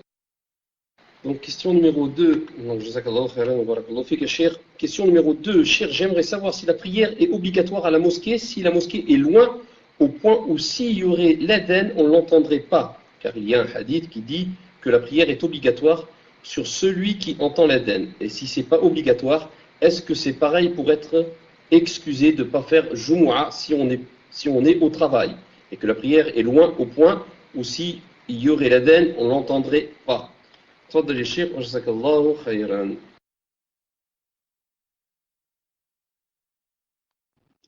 Mahmoud, je viens de jeter un coup d'œil sur ce que tu m'as envoyé sur le PV. Ça se divise en deux. La fin, c'est écrit en vert et en grand et en gros. J'ai pu lire, c'était la même question que je viens de lire maintenant sur le frère reconverti, la sœur reconvertie et son frère. Quant à la première partie, c'est-à-dire ce qui est écrit en noir et en très petit et en très fin, ça je peux pas le lire. Ça, je peux pas le lire. Il faut qu'il soit écrit en gros et avec une couleur comme ça, verte ou la rouge ou la femme. Donc essayez de corriger ça, sinon laisse une autre fois. J'aimerais savoir si la prière est obligatoire à la mosquée, si la mosquée est loin au point où si il y aurait l'adhan, on ne l'entendrait pas car il y a un hadith qui dit que la prière est obligatoire sur celui qui entend l'adhan, et si c'est pas obligatoire, c'est pareil pour être excusé de ne pas faire Jumu'ah si on est au travail et que la prière est loin au point où si on y aurait, on n'entendait pas l'adhan. Ce qu'il faut savoir, c'est que la prière en groupe est obligatoire pour celui qui n'est pas loin de la mosquée. Et entendre l'adhan, ce n'est pas une obligation, mais c'est pour déterminer à peu près, pour déterminer la distance qu'il y a. La distance qu'il y a qu'on devrait respecter entre la mosquée et la maison. Et que si on dépasse cette distance, on peut prier à la maison, on a la permission. Mais si quelqu'un est sourd, par exemple, il n'entend pas l'adhan, mais la mosquée est près de lui, il doit aller prier à la mosquée. Donc c'est pas, il faut entendre, mais il faut être près de la mosquée. Yassine, vous écoutez de المهم. Naam. Quant à Jumu'ah, c'est encore plus grave. Naam, parce qu'il y a des hadiths qui disent que la personne doit aller prier Jumu'ah, même si elle est loin à 5-6 km de la mosquée. Il y a comme ça des hadiths authentiques qui disent comme ça. Qui dit que la personne, même si elle est loin à 5-6 km à peu près de la mosquée, elle doit aller prier Jumu'ah. Mais ce n'est pas comme l'autre prière. La prière normale, Il n'y a pas le hadith comme ça de 5-6 kilomètres. Il y a le hadith de s'il entend l'adhan, c'est-à-dire s'il n'est pas loin de la mosquée. Mais vous devez tous savoir, bien sûr, que entendre l'adhan, autrefois, il n'y avait pas, certes, le microphone, mais autrefois, quand quelqu'un priait, il n'y avait pas les bâtiments, il n'y avait pas les voitures, c'est-à-dire on entend les ronflements des moteurs, il n'y a pas les usines, il n'y a pas... Donc, il peut faire le adhan ici, et on l'entend à 2-3 kilomètres. On peut l'entendre à 2-3 kilomètres tellement, et c'est, tellement il n'y a pas de bruit. Tellement il n'y a pas de bruit. C'est pour ça que si on est dans une campagne, silencieux, voilà. C'est pour ça que si on est dans une campagne, par exemple, on peut l'entendre à des kilomètres. Moi, personnellement, je l'ai vécu. Dans une montagne, dans la campagne, on entend subhanallah l'adhan, même s'il vient de très loin. Non, c'est pas comme dans la ville. Dans la ville, les usines, les voitures, les motos, peut-être la personne n'entend pas. Non. Mais il faut voir si la personne est pas loin de la mosquée, n'est pas loin de la mosquée, 5 minutes, 10 minutes, il vaut mieux, Inch'Allah Ta'ala, qu'elle aille prier à la mosquée. Non. Tfadal. Jazakallahu khairan wa barakallahu fik, Cheikh. Donc nous allons passer, bi'idnillah, à la troisième question. Question d'un frère ou d'une sœur. Est-ce que c'est propre au prophète la vision d'Allah dans le songe, ou c'est pour nous aussi? Et comment le voir? Jazakallahu khairan. Et comment on le voit? C'est-à-dire, et comment on le voit? Je recommence. Est-ce que c'est propre au prophète la vision d'Allah dans le songe, ou c'est pour nous aussi? Et comment on le voit? Jazakallahu khairan. Tfaddal wa barakallahu fik. Les savants ont divergé par rapport à est-ce que c'est propre au prophète alayhi salam ou c'est pour tout le monde. Ceux qui ont dit c'est pour tous les croyants sont la majorité de ceux qui ont expliqué ce hadith. Et ceux qui ont dit c'est propre au prophète alayhi salam sont peu. D'ailleurs, pour l'instant, je n'ai vu peut-être qu'un seul savant dire cela. La plupart ont dit non, que c'est par rapport à tous les croyants, surtout ceux qui sont pieux, ils sont, masha'Allah. Al-Muhim, quant à comment va-t-on le voir, c'est impossible de le voir comme il est dans sa réalité. Mais c'est, on ressent, comme a dit Ibn Hajj et d'autres, on ressent dans son cœur. On ressent dans son cœur que par exemple il nous a parlé.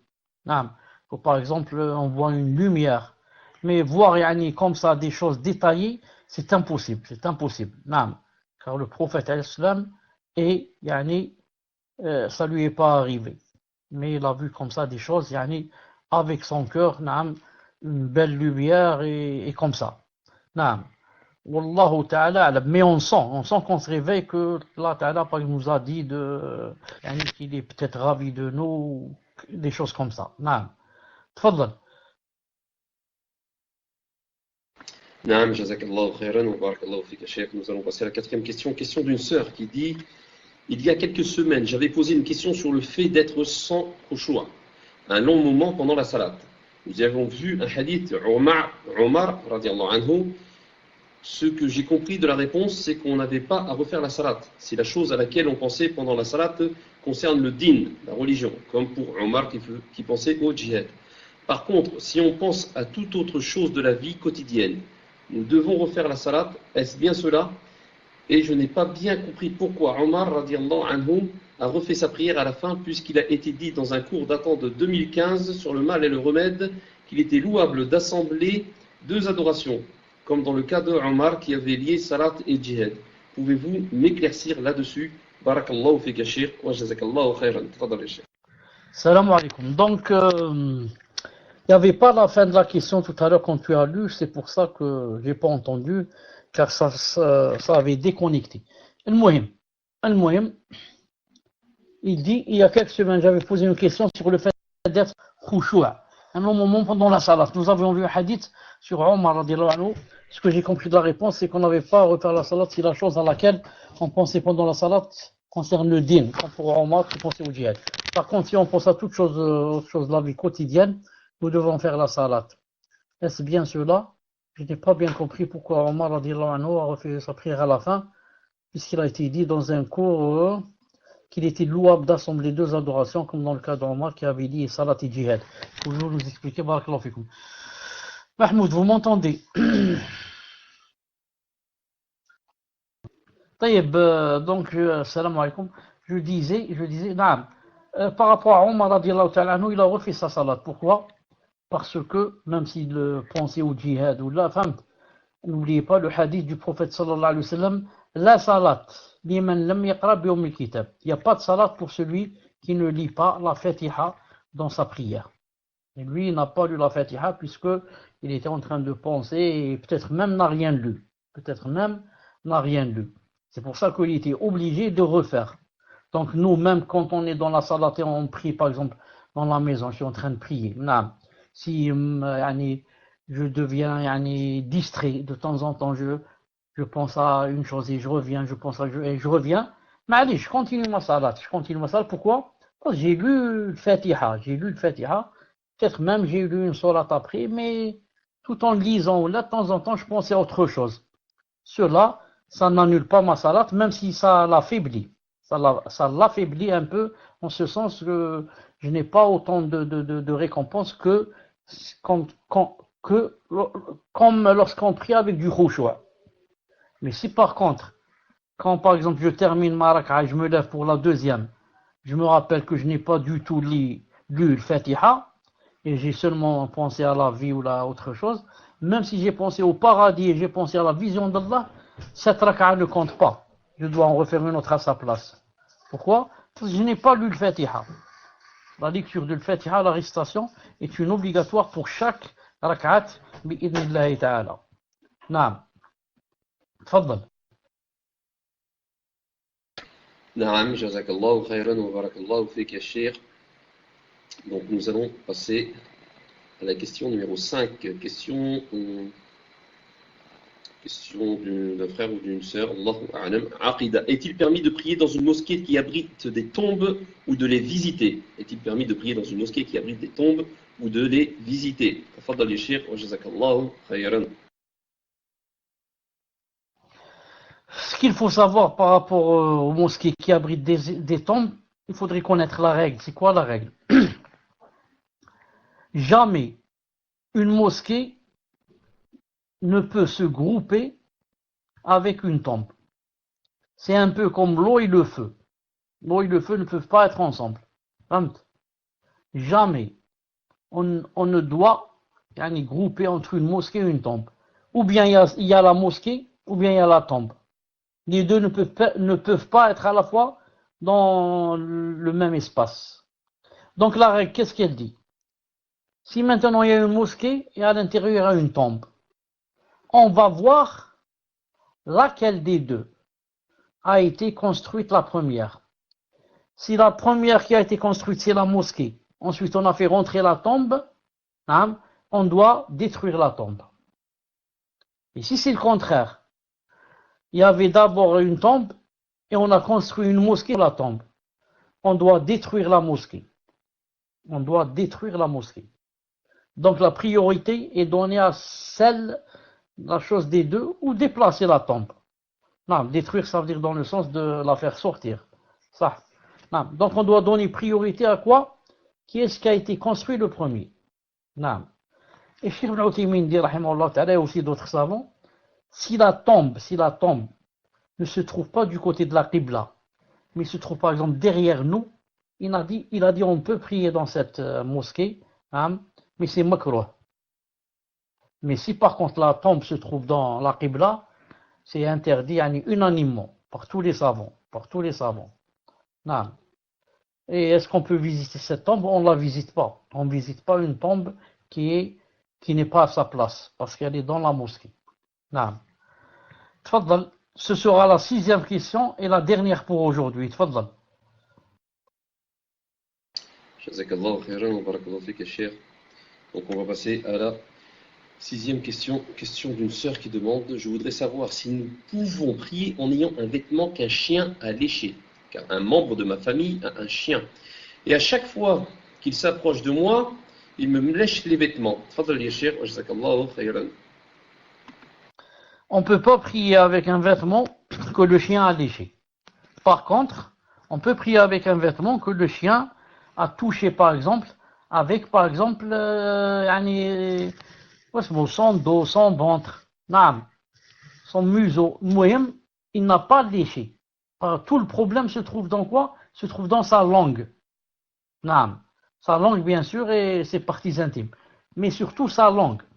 Mais par contre, si par exemple, c'est pour ça que on peut toucher un chien, par exemple, sur son dos. Et on ne perd pas les ablutions et je peux ne pas laver ma main.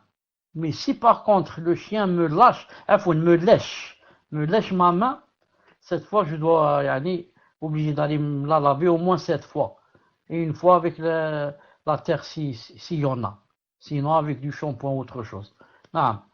Donc un vêtement qu'a léché le chien, je dois le laver, ou bien laver l'endroit où il a léché. Non. Le hadith a dit au moins 7 fois. Au moins, 7 fois il a dit. Et une fois avec de la terre si c'est possible, sinon avec du savon ou autre. Mahmoud, est-ce que tu es là? Alhamdoulilah. Asma, on va arrêter pour aujourd'hui. On a commencé à 9h, à 8h45, ou même pas. Il est déjà presque 21h. Il est 20h55 chez moi. 20h55. On termine les 5 minutes qui restent. Soit une question, soit deux. Tfadal vite. On termine les 5 minutes qui restent. Tfadal. Cher, je ne sais pas si vous êtes en Algérie, mais nous en Algérie, il est 22h55. 20h55, vous devez être dans un autre pays. Alors, 22h55, Allahumma barak. Donc, on va passer à la question suivante, Inch'Allah, question numéro 7, question d'un frère qui dit « J'ai lu que la volonté d'Allah se divise en deux. J'aurais aimé en savoir plus, c'est-à-dire que signifie chaque partie. Barakallahu fikum, qu'Allah fasse que vous soyez profitable l'islam, et que vous soyez profitable l'islam et les musulmans. Tfadal yashir, wa jazakallahu khayran. » Si c'est possible, barakallahu fik, de répéter la question, car j'ai pas entendu au milieu. Au milieu, j'ai pas entendu ce qu'il a dit. Tfadal. Non, mes chers. Donc, il dit, j'ai lu que la volonté d'Allah se divise en deux. J'aurais aimé en savoir plus, c'est-à-dire que signifie chaque partie.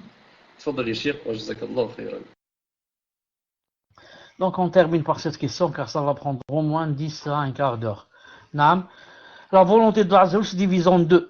Volonté juridique et volonté universelle. On va commencer par universelle, ensuite on va voir juridique. Et celui qui ne fait pas la différence entre ces deux va trouver des problèmes dans la Aqida. Par rapport à la volonté de Allah Azza wa Jal. Comment trouver ça?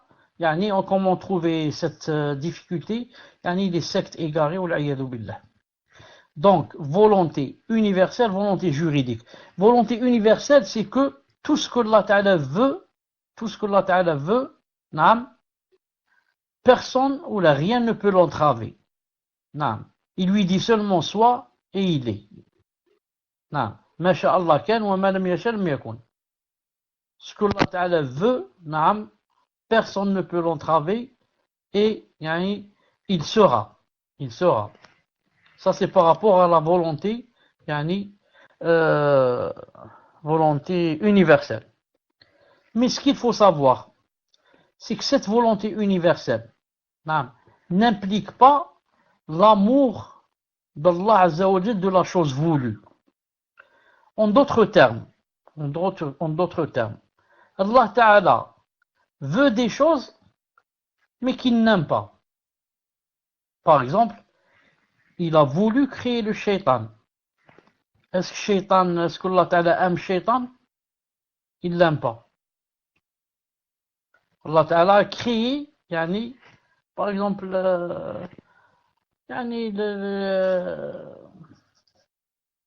le vin a créé, l'alcool a créé, tous ces péchés sont créés aussi. Est-ce que Allah subhanahu wa ta'ala aime les péchés, aime l'alcool, aime la zina? Tout ça c'est créé. Mais Allah ta'ala n'aime pas. Allah ta'ala n'aime pas ces choses. Il n'aime pas, par exemple, le hasad, il n'aime pas ce sont des choses créées dans la personne, et peut-être même avec la personne. Mais Allah ta'ala ne les aime pas.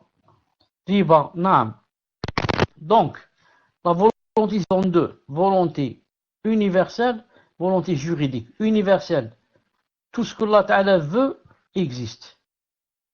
Mais tout ce qu'il veut, ça ne veut pas dire qu'il l'aime. Il peut faire exister des choses qu'il n'aime pas, comme le shaitan. Quant à la volonté juridique,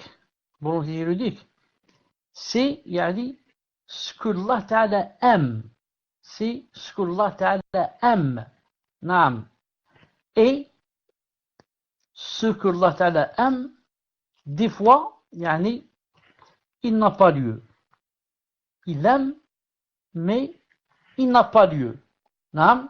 Pourquoi? Parce que Allah Ta'ala ne l'a pas voulu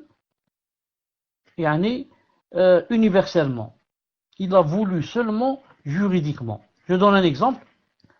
Allah Ta'ala aime par exemple que je ne sais pas, que Pharaon par exemple soit un musulman. Allah Ta'ala aime que tous les gens par exemple soient des croyants. Mais est-ce que tous les gens sont des croyants? Non. Pourquoi? Parce que Allah Ta'ala a voulu qu'il soit c'est kuffar, qu'il soit croyant. Il a voulu ça d'une volonté universelle, pas d'une volonté juridique. C'est-à-dire que aime, la volonté juridique, c'est l'amour d'Allah. Allah Ta'ala aime que les croyants deviennent des musulmans. Mais il ne l'a pas voulu universellement. Car si Allah Ta'ala veut une chose universellement, il lui dit soit et elle devient. Il dit à Pharaon, soit musulman, il devient musulman à la même seconde. Il dit à tout le monde, soyez musulmans, ils deviennent. C'est pour ça Allah Ta'ala dit dans le Coran, وَلَوْ شَاءَ رَبُّكَ لَآمَنَ مَنْ فِي الْأَرْضِ كُلُّهُمْ جَمِيعًا. Il a dit, si Allah Ta'ala avait voulu, tous ceux qui sont sur la terre auraient cru.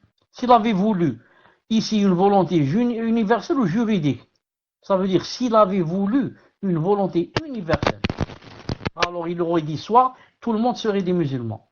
Mais Allah Ta'ala a voulu qu'ils soient musulmans seulement d'une volonté juridique. Il leur a demandé de le faire et il aime qu'ils deviennent comme ça. Ils ne sont pas devenus parce que Allah Ta'ala leur a donné le libre arbitre. Pour résumer,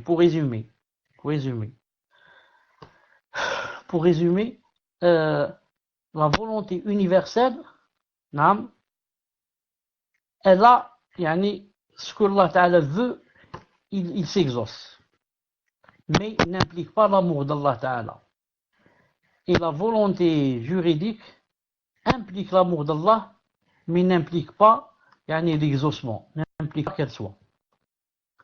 Et pour résumer aussi, une autre règle, c'est avec ça que Allah Ta'ala termine, tout le bien qui est fait, tout le bien fait, on a le bien, on a le mal. Et le bien, ou bien il est fait, ou bien il n'est pas fait. Et le mal, ou bien il est fait, ou bien il n'est pas encore fait. Tout le bien qui a été fait contient les deux volontés. Volonté universelle parce qu'il a été fait, et volonté juridique parce qu'Allah aime le bien. Non. Maintenant, tout le bien qui n'a pas été fait comporte seulement la volonté juridique, pas universelle, juridique. Allah Ta'ala aime ce bien, mais il n'a pas été fait. Maintenant, tout le mal qui a été fait comporte la volonté universelle. Car Allah Ta'ala n'aime pas le bien. Et pourtant, il a été fait. Donc, c'est une volonté universelle. Et le mal qui n'a pas été encore fait ne comporte ni l'universel parce qu'il n'a pas été fait, ni la volonté juridique parce que Allah Ta'ala n'aime pas le mal. Naam. Voilà, Inch'Allah Ta'ala, pour aujourd'hui. Avant cela, pour être sûr que vous avez compris ça, car c'est très important, sinon je pars dans le vide.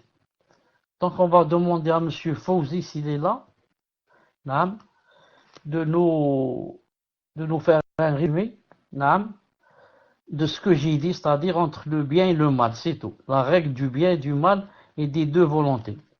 Vous allez me dire qu'il est absent ou là qu'il est allé aux toilettes ou je ne sais pas où il est allé, c'est sûr. Même s'il n'a pas envie d'aller aux toilettes, ça va commencer maintenant, l'envie va commencer. Donc, voilà. Il n'est pas là, Mskin. Non, il est parti aux toilettes, donc il est excusé, il est excusé. Il est excusé. Mahmoud, est-ce que tu peux nous résumer? Ou la Abdelaziz? D'accord. Un des admins qu'ils prennent le micro, il nous explique brièvement le mal et le bien et la règle. Tfaddal. Bon, cher, je vais essayer. Hein. Donc, en fait, on a dit il y avait deux volontés. Il y avait la volonté universelle, c'est Irada Qawniya, Mashia, et l'autre religion religieuse, Irada Shar'iyya. Donc, les deux volontés, c'est les bonnes actions faites. La volonté universelle, c'est les volontés actions faites. Volonté juridique, c'est les bonnes actions non faites. Et pas de volonté, c'est les mauvaises actions non faites. Est-ce que c'est ça, cher? Est-ce que mes méthodes sont bonnes ou pas? Je n'ai pas entendu, j'ai entendu seulement trois. J'ai entendu seulement trois. Je ne sais pas si ça a coupé. Essaye de répéter, Inch'Allah Ta'ala. Donc, je vais répéter les quatre. Donc, les deux volontés, c'est les bonnes actions qui sont faites. La volonté universelle, c'est les mauvaises actions faites. Volonté juridique, c'est les bonnes actions non faites. Et il n'y a pas les deux volontés, il n'y a pas les deux volontés quand les mauvaises actions sont non faites. Fadal Cheikh, jazakallahu khairan. Barakallahu fik, c'est parfait. Alhamdulillah, masha'Allah. Naam, c'est très bien répondu. C'est bien, naam. Il faut bien noter ça et c'est très important. Très important.